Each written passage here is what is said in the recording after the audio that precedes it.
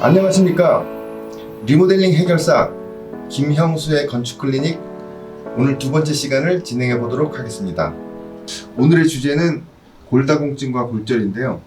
그 건물에 무슨 골다공증과 골절이 있는지 의아하실 수 있는데, 건물에도 골다공증과 그 골절이 있습니다. 그 사람의 뼈대와 똑같이 건물도 그 뼈대를 이루는 그러한 구조가 있는데요.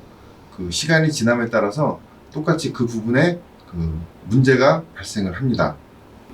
자, 여기 편안하게 앉아있는 그 사람의 뼈대가 있습니다. 그 사람이 뼈대가 없다고 하면 걷거나 이렇게 앉거나 또 우리 몸의 어떤 형태를 만들어주는 그러한 기본적인 틀이 없겠죠. 이것과 마찬가지로 그 건축물에도 건축물의 형태를 잡아주고 그 다음에 그 하중을, 무게를 지탱을 해주는 그런 구조체가 있습니다. 자, 이 사진은 건물의 형태를 이루어주고 건물의 무게를 지탱을 해주는 그 사람의 뼈대와 같은 그러한 골조를 보여주는 사진이 되겠습니다. 여기 이렇게 기둥이 있고요. 여기는 콘크리트로 된 벽도 있고 보호도 있고 또 슬라브도 있습니다. 그래서 건물의 형태를 이루어주고 하중을 지탱을 해줍니다. 그 사람의 뼈는 주로 칼슘으로 되어 있는데 건물의 뼈대는 좀 다양한 재료로 되어 있습니다. 첫 번째가 제일 많이 쓰는 이런 콘크리트 구조의 그런 뼈대가 있고요.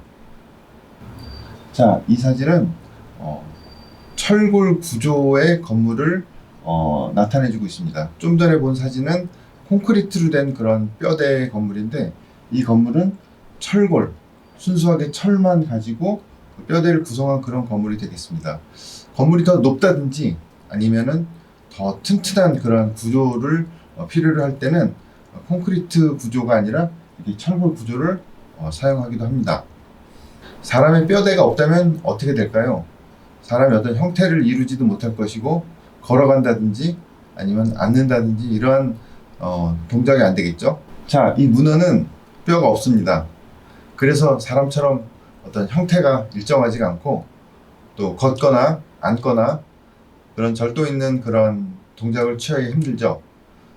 형태도 그 비정형으로 흐물흐물하게 구성이 되고 또 물속을 흘러다니는 것처럼 흐물흐물 이동을 하게 됩니다.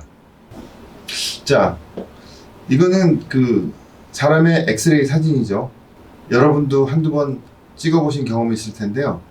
자, 보시면 이 뼈가 문제가 생겨서 여기 어떤 쇠 철심을 받고 이 뼈를 보강을 해가지고 이 구조가 사용할 수 있도록 그 보강을 한 예가 되겠습니다. 자, 보통 그 사람의 뼈의 경우는 시간이 지나면 그 뼈 내부에 칼슘이 빠진다고 하죠. 그래서 그 뼈 내부에 칼슘이 빠지면 뼈의 강도가 약해지고, 그래서 잘못하면은 약한 충격에 금이 가거나 부러지기도 하고, 또는 외력에 의해서 멀쩡한 뼈가 이렇게 부러지기도 하죠. 그 뼈가 이렇게 문제가 있으면 이런 그 금속재 어떤 그런 그 보강제로 그 보강을 하게 되는데, 건축물들이 이것과 유사한 그러한 그 질병에 걸리게 됩니다. 자, 이거는 그 건물의 뼈대인 그 콘크리트 기둥에 그 문제가 생긴 그런 사진인데요. 아까 말씀드렸듯이 그 뼈에서는 칼슘이 빠져나가면 뼈가 약해지는데, 콘크리트에서는 시간이 지남에 따라서 그 바람과 물에 의해서 그 콘크리트가 원래 강한 알칼리성에서 중성화가 되면서 그 문제가 발생을 합니다. 콘크리트가 중성화가 되면 그 내부에 그 물이 침투하게 되고, 물이 침투를 하게 되면 그 철근이 녹슬게 되죠.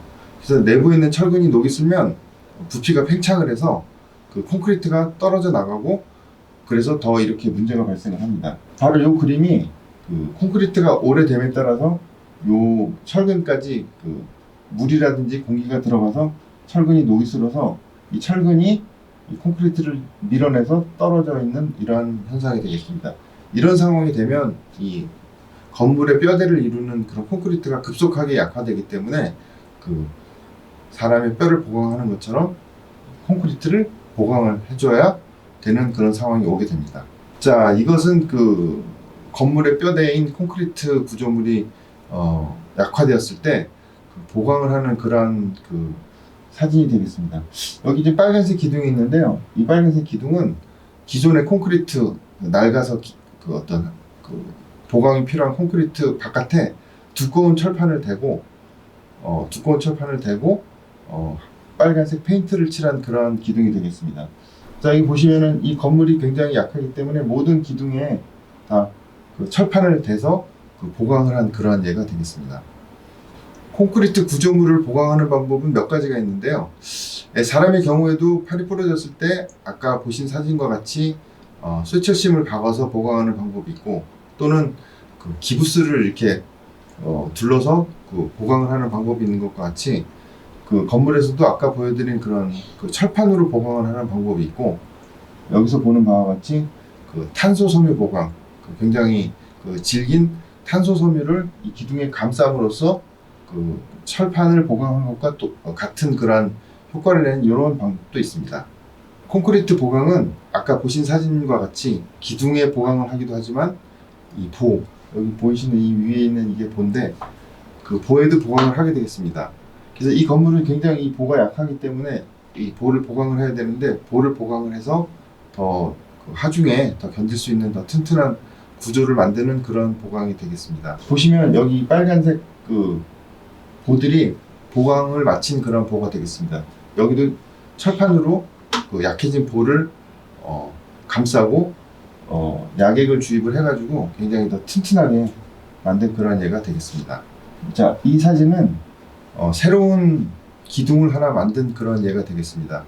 기존의 어떤 기둥이나 보를 철판으로 감싸서 보강을 하는 방법도 있는데, 필요에 따라서는 이렇게 새로운 기둥을 만들어서 건물을 더 튼튼하게 하는 이러한 보강 방식도 있습니다.